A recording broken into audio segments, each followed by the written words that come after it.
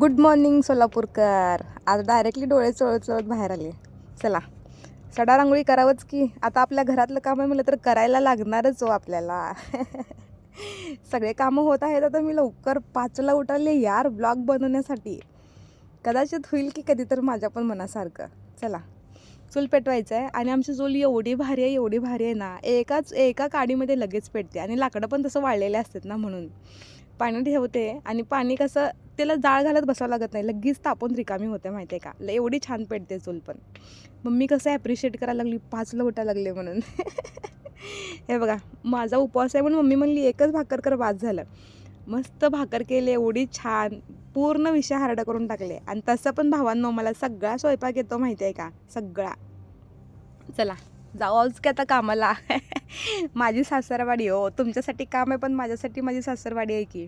भावांनो पत्रकार भवनजवळ आले बघा. इथनं येताना गाडी जरा सावकाश चालवत जावा, कारण तिकडून चढ असल्यामुळं आहे ना, येणाऱ्या गाड्या फास्ट येतात. त्यामुळं तुम्हाला माहितीच आहे इथला रोड कसा घातकी आहे थोडासा. ट्रॅफिक नसलं तरी पण गाड्या सावकाशच चालवत जावा तुम्ही. Thank you so much.